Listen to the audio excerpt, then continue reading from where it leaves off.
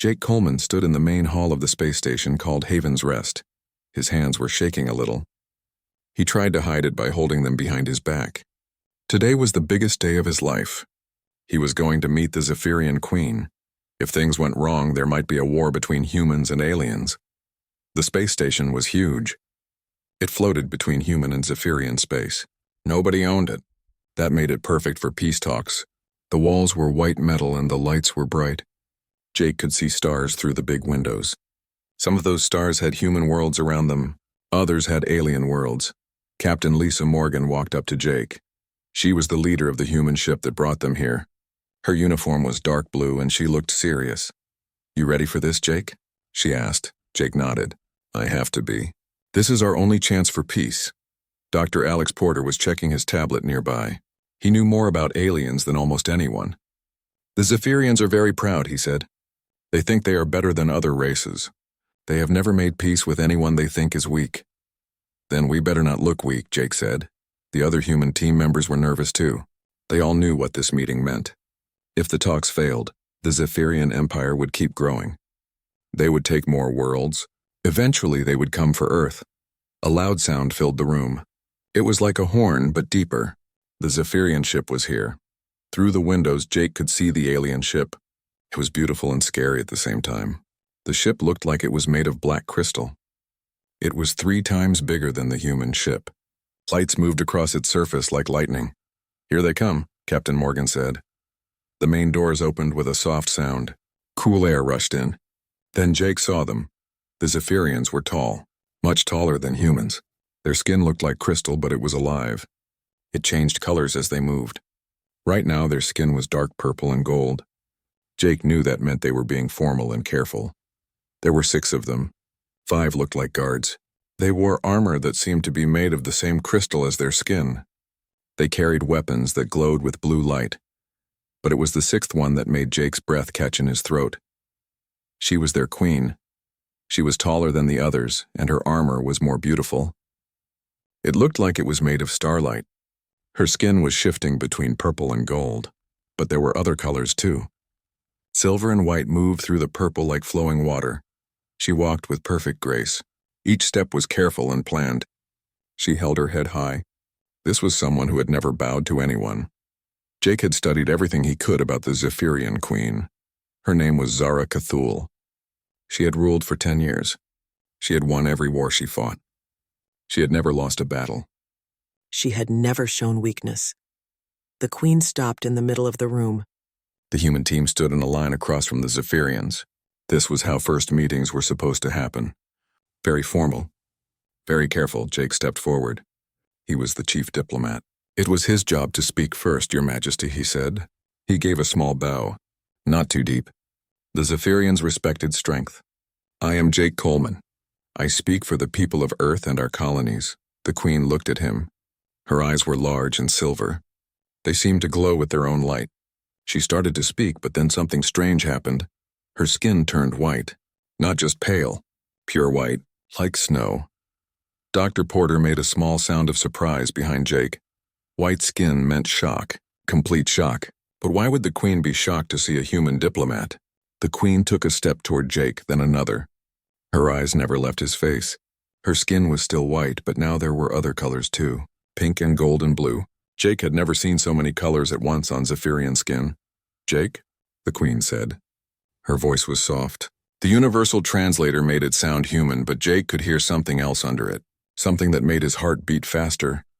The Queen stopped right in front of him. She was so tall that Jake had to look up to see her face.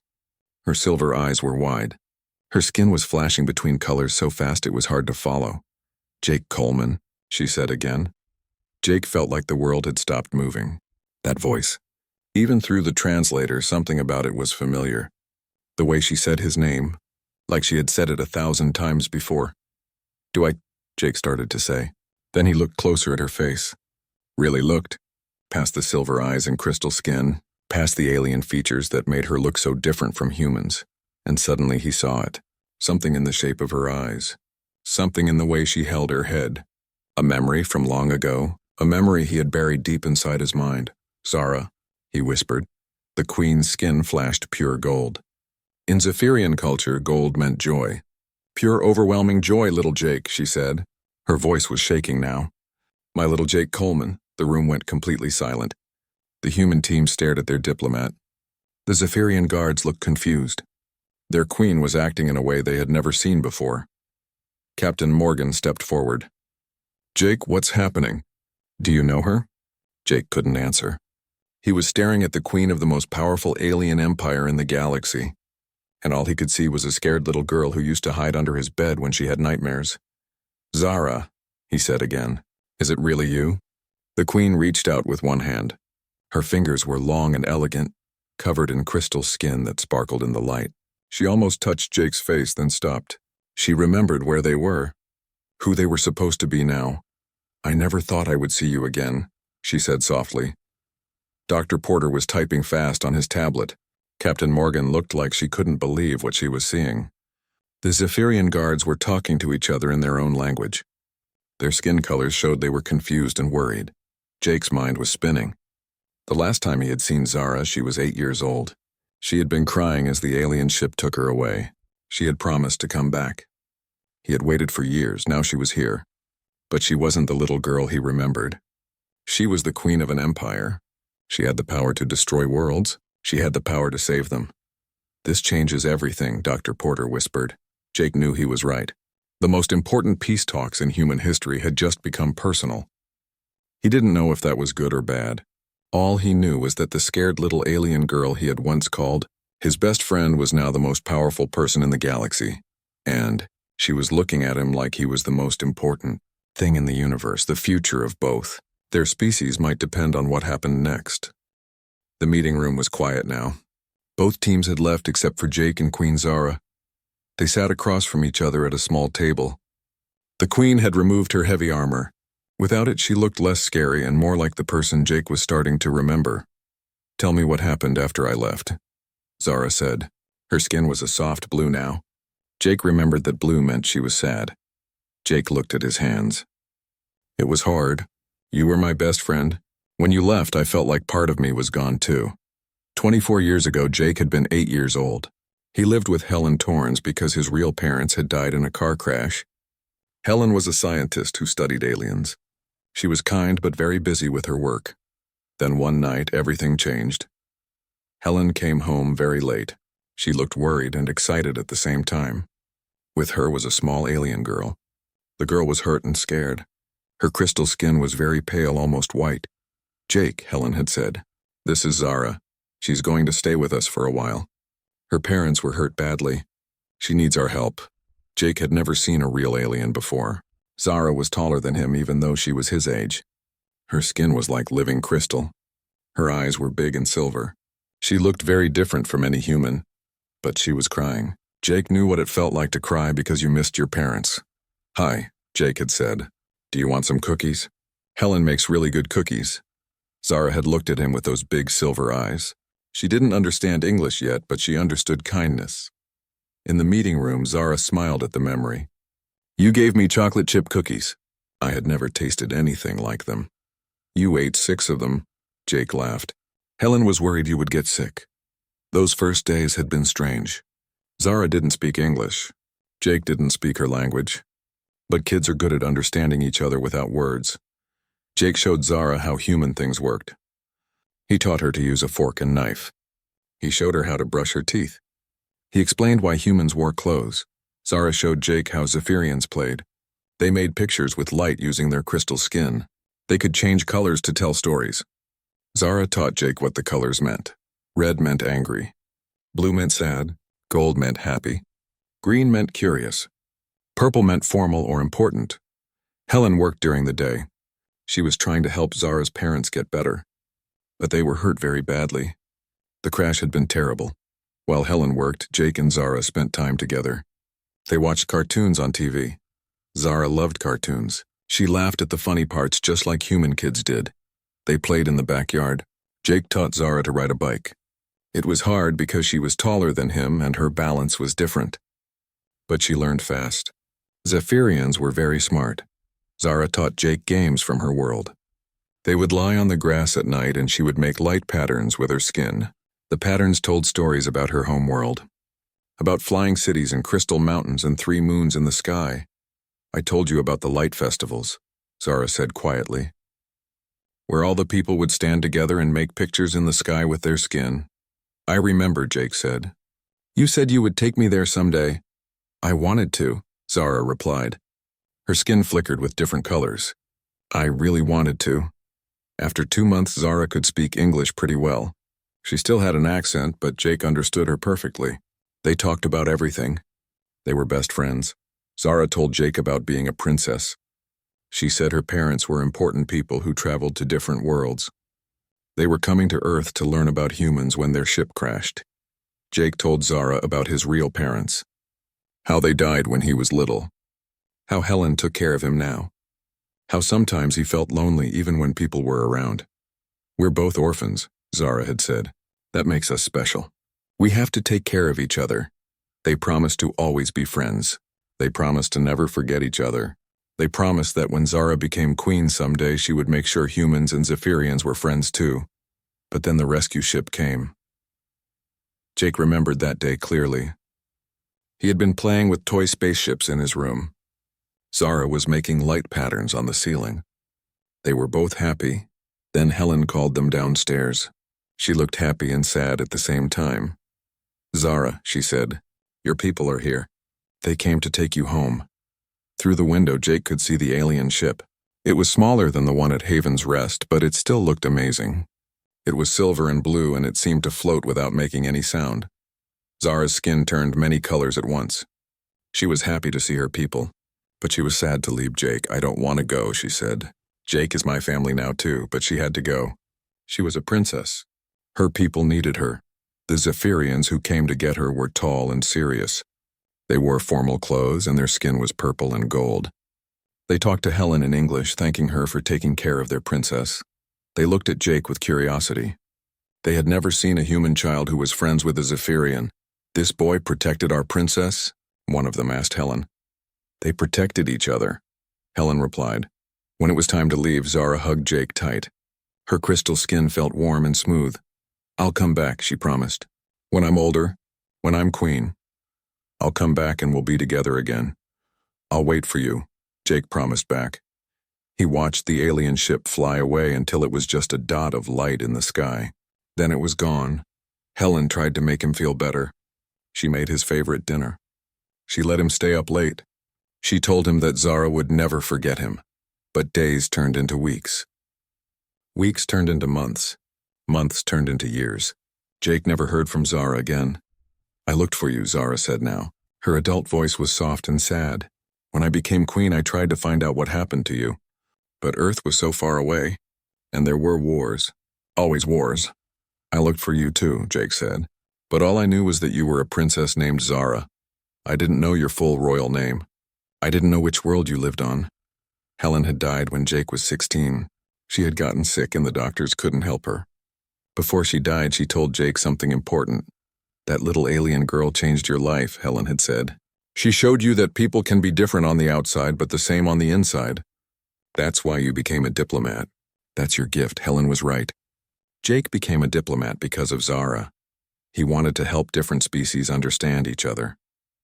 He wanted to prevent wars. He wanted to build bridges between worlds. He never forgot the promise he made to a little alien girl. I became a diplomat because of you, Jake told Zara. Everything I did was to honor the promise we made, to help humans and aliens become friends. Zara's skin turned bright gold.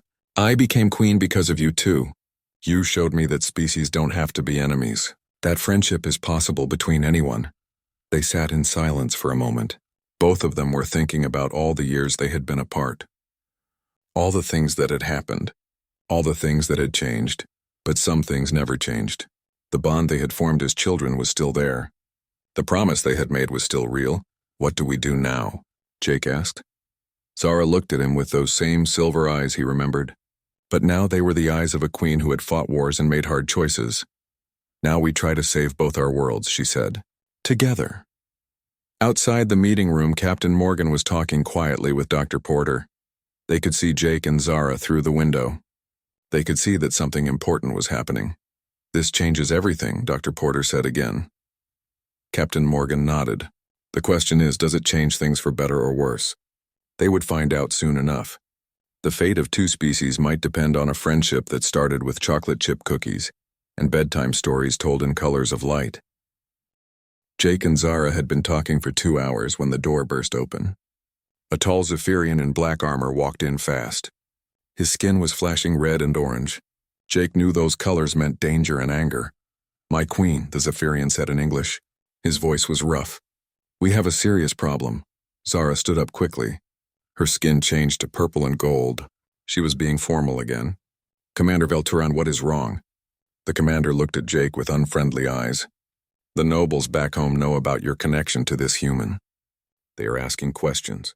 Bad questions." Jake felt his stomach drop. He knew this would happen.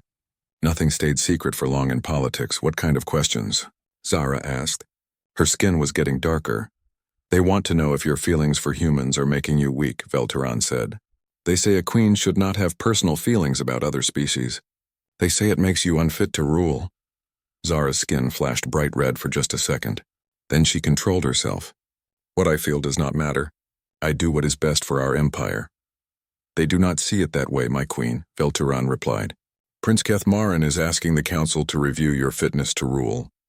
He says your judgment has been compromised by emotional attachment to inferior beings." Jake stood up. "Inferior beings," he said. His voice was angry. Velturan looked at him with cold silver eyes. "That is what many of my people believe, human. We are stronger than you. We are smarter than you. We have bigger ships and better weapons. Why should we make peace with inferiors?" "Because we are not inferior," Jake said. "We are different. Different does not mean worse." "Prove it," Velturan said. Before Jake could answer, Captain Morgan's voice came over the communication system. "All human team members report to Briefing Room 3 immediately. We have a situation." Jake looked at Zara. Her skin was many colors now. She was confused and worried and angry all at the same time. "Go," she said. "We will continue this later." In the human briefing room, Captain Morgan looked very serious. Dr. Porter was there too. So was Admiral Kate Harrison, who had just arrived on another ship. "We have problems," Admiral Harrison said without waiting. "Our intelligence sources say Prince Kethmarin is on his way here with a fleet. He's claiming his sister has been compromised by human influence." Dr. Porter was typing on his tablet. "According to my research, if the Zephyrian nobles question their queen's judgment, they can demand something called a trial of clarity. It's an old law. The ruler has to prove they are making decisions for the good of the empire, not for personal reasons." "What happens if she fails?" Captain Morgan asked. "The prince becomes the new ruler," Dr. Porter said. "And from everything I know about him, he's much more aggressive than his sister. He believes in expanding the empire through conquest. He would never make peace with us." Admiral Harrison looked at Jake. "This is your fault. Your personal connection to their queen has put the entire peace process at risk." Jake felt angry. "I didn't know she would be here. I had no idea she was the queen." "It doesn't matter now," the Admiral said. "The question is what we do about it. Maybe you should remove yourself from the negotiations." "No," Jake said quickly. "If I leave now, it will look like we're admitting I did something wrong. It will make Zara look weak too." Captain Morgan nodded. "Jake is right. If he withdraws, it confirms their suspicions that something improper happened. They were interrupted by an alarm." Through the windows, they could see new ships arriving. The ships were black like Zara's, but bigger. There were 5 of them. "Prince Kethmarin," Dr. Porter said, reading his scanner. "He brought a lot of ships." On the main screen, they could see the prince's ship docking with the station. The prince himself appeared on the communication channel. He looked like Zara, but his face was harder. His skin was dark red and black. "Sister," he said. His voice was cold. "I have come to protect you from these manipulative humans. The council is very worried about your behavior." Zara appeared on the screen from another part of the station. Her skin was pure purple now. Very formal, very royal. "Brother, I am conducting important negotiations. I do not need protection." "The nobles disagree," the prince said. "They have asked me to observe these talks, to make sure you are acting in the empire's best interests, not your personal interests." Jake could see Zara's skin flicker. She was angry but trying to hide it. "I always act in our empire's best interests," she said. "Then you will not mind if I evaluate your decisions," the prince replied. "If you have nothing to hide, you have nothing to fear." The screen went dark. Admiral Harrison looked grim. "This is bad," she said. "The prince is basically accusing the queen of treason. If he can prove she's making decisions based on personal feelings instead of what's good for her empire, he can take her throne." Dr. Porter looked up from his research. "It gets worse. According to Zephyrian law, if the prince formally challenges her fitness to rule, she has to undergo the trial of clarity within 3 days. If she refuses, she automatically loses her throne." "What exactly is this trial?" Jake asked. "It's complicated," Dr. Porter said. "The queen has to prove that every decision she made was logical and beneficial to the empire. She can't admit that personal feelings influenced any choice. If the nobles think she acted from emotion instead of logic, she loses." Jake understood the problem now. If Zara admitted that her childhood friendship with him influenced her decision to negotiate with humans, she would look weak and emotional. But if she denied their friendship mattered, she would have to prove she had purely logical reasons for wanting peace. The problem was, Jake wasn't sure humans could win a purely logical argument. The Zephyrians were stronger. They had better technology. They had a bigger empire. From a cold logical standpoint, they probably didn't need to make peace with humans. "There's something else," Dr. Porter continued. "If the queen loses the trial, Prince Keth Marin becomes the new ruler. And one of his first acts would probably be to void any peace agreements his sister made. He would see them as evidence of her weakness." Admiral Harrison stood up. "Then we need to help her win this trial." "How?" Captain Morgan asked. "We can't interfere in their internal politics. That would just prove the prince's point about human manipulation." Jake was thinking hard. There had to be a way to help Zara without making things worse. He remembered something from their conversation earlier. "She said she became queen because of me," Jake said slowly. "Because I showed her that different species could be friends." "But what if we turn that around?" "What do you mean?" Dr. Porter asked. "What if her knowing me didn't make her weak?" Jake said. "What if it made her stronger? What if understanding humans gave her an advantage in dealing with us?" Admiral Harrison looked interested. "Go on. Think about it," Jake said. "Zara understands humans better than any other Zephyrian leader. She knows how we think. She knows our strengths and weaknesses. That knowledge makes her a better negotiator, not a worse one." Captain Morgan nodded slowly. "So instead of her friendship with you being a weakness that compromises her judgment, it's actually a strategic advantage that makes her more effective." "Exactly," Jake said. "But I need to talk to her. I need to understand exactly what this trial involves, and I need to know if she's willing to fight for her throne." Dr. Porter was reading more information on his tablet. "There's one more thing about the trial of clarity. It's not just a debate or a hearing. There's a mental component. The person being tested has to undergo a procedure that reveals their true thoughts and feelings. They can't lie or hide their real motivations." Jake felt his heart sink. If Zara had to reveal her true feelings, everyone would see that she cared about him personally, that she wanted peace partly because of their friendship. "Then we're finished," Admiral Harrison said. "If she can't hide her feelings, she'll lose the trial." Jake looked out the window at the Zephyrian ships. Somewhere on one of them was his childhood friend. She had grown up to become the most powerful ruler in the galaxy. But she was also in terrible danger. If she lost her throne, the new ruler would be someone who saw humans as enemies to be conquered. The peace talks would fail. There might be a war that would destroy both species. But if she tried to hide her friendship with Jake, she would be lying to her own people. She would be betraying everything they had meant to each other as children. Jake made a decision. It was risky and it might not work. But he had to try. "I'm going to see her," he said. "Jake, that's exactly what you shouldn't do," Admiral Harrison said. "Any contact between you two will just prove the prince's point." "Maybe," Jake said. "Or maybe it's time to stop running from the truth. Maybe it's time to show everyone that our friendship isn't something to be ashamed of." He walked toward the door. Behind him, he could hear the Admiral calling his name. But he didn't stop. Zara was in trouble because of him. It was time for him to help her, just like they had promised to help each other all those years ago. Jake found Zara in the observation deck. She was standing alone, looking out at the stars. Her skin was a deep blue color. She was sadder than he had ever seen her. "You shouldn't be here," she said without turning around. "My brother's people are watching everything." "Let them watch," Jake said. He walked up beside her. "We need to talk." "There is nothing to talk about," Zara replied. Her skin flickered with different colors. "I will face the trial alone." You cannot help me. Yes, I can, Jake said. But first tell me exactly what this trial involves. Zara sighed. When she breathed out, her skin glowed a little brighter. The trial of clarity has 3 parts. First, I must answer questions from the nobles about my decisions. Second, I must prove that my choices were logical and good for the Empire. Third, I must undergo the mind touch. What's the mind touch?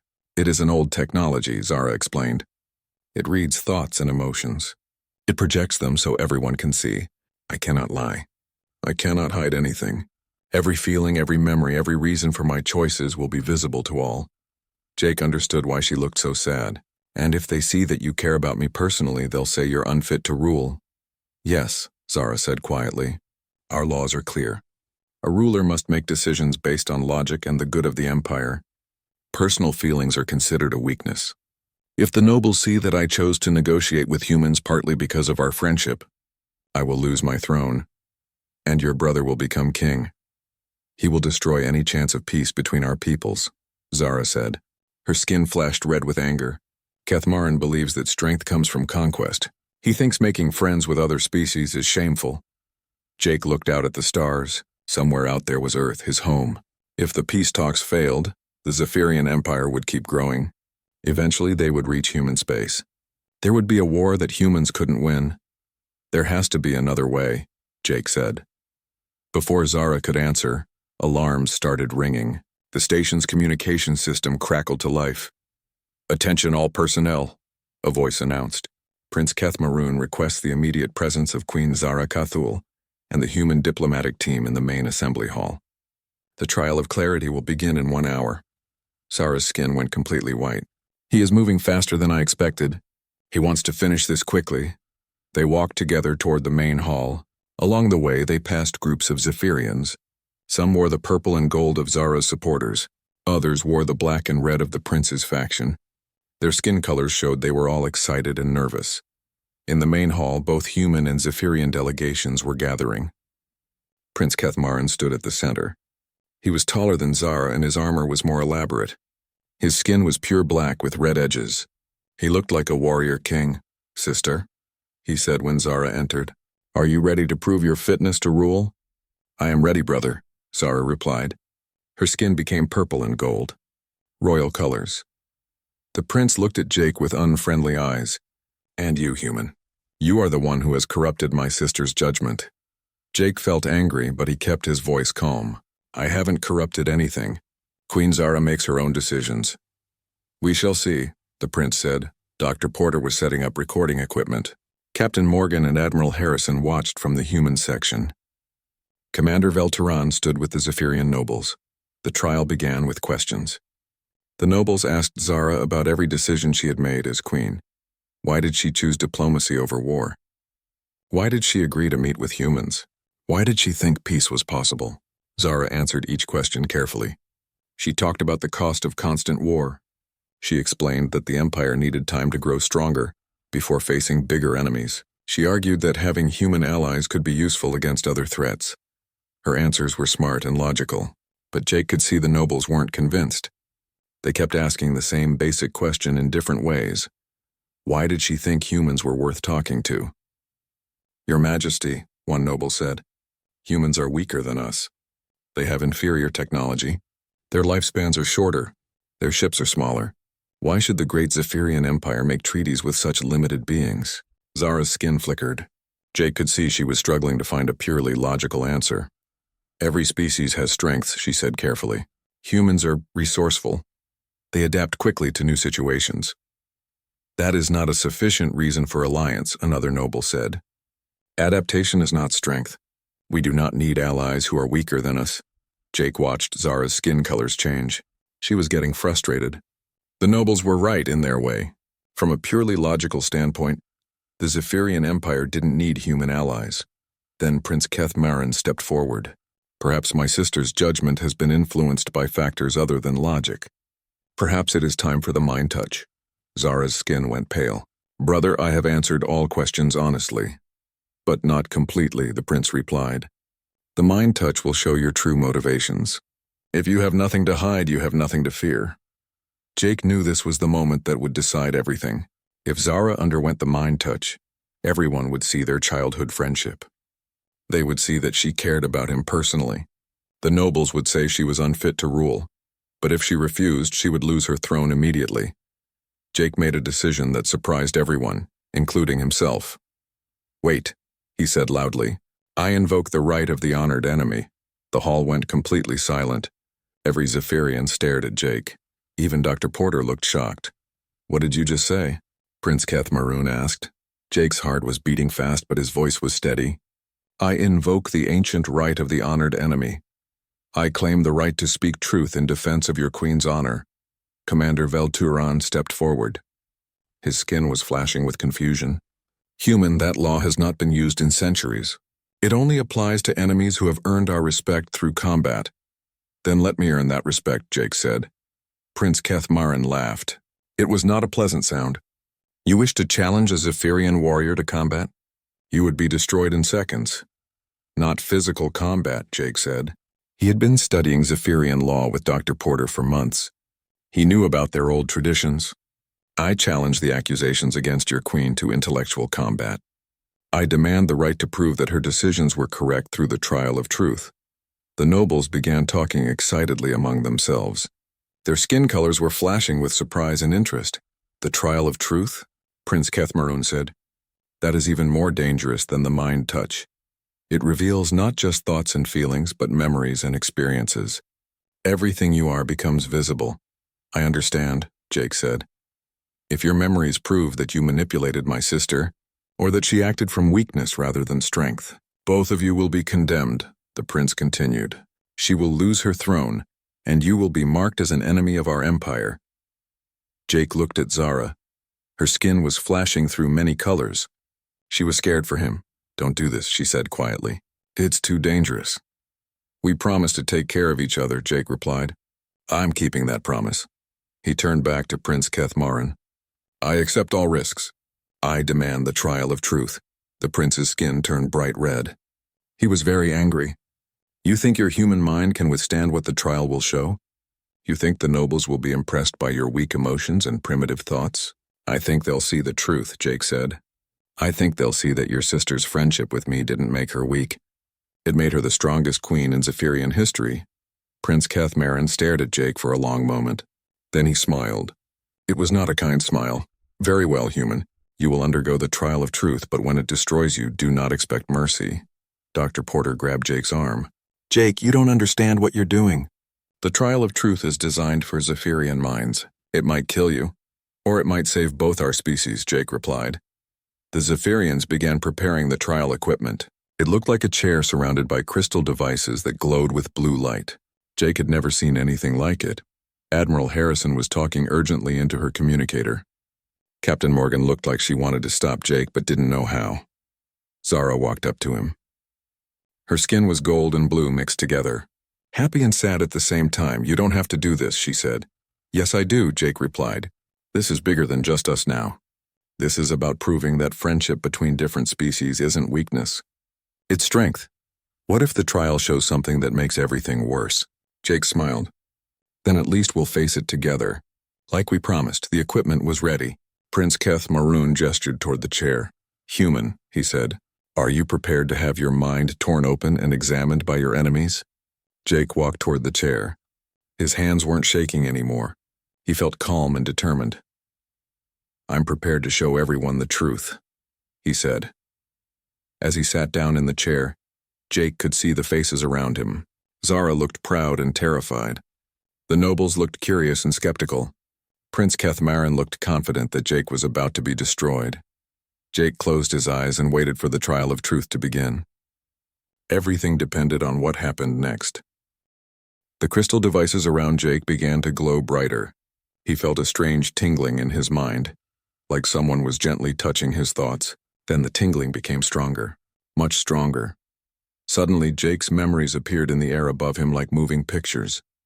Everyone in the hall could see them clearly. The Zephyrian nobles leaned forward to watch. The first memory was from 24 years ago. 8-year-old Jake sitting at the kitchen table with Helen. She was telling him that an alien child would be staying with them. Jake remembered being scared and excited at the same time. "Interesting," one of the nobles said. The human child was afraid of our kind. But the next memory showed Jake offering Zara cookies. His fear was gone quickly. Instead, there was curiosity and kindness. The nobles could see Jake's emotions as colors, just like Zephyrian skin. More memories flowed past. Jake teaching Zara to ride a bike. Zara teaching Jake about light patterns. Both children laughing together. Both children crying when they had to separate. Prince Kethmaroon watched with growing anger. These memories proved my point. My sister was just a child. She was influenced by primitive human emotions. But Commander Velturan was studying the memories more carefully. Wait, Your Highness. Look at the colors. The human child's emotions are not weak.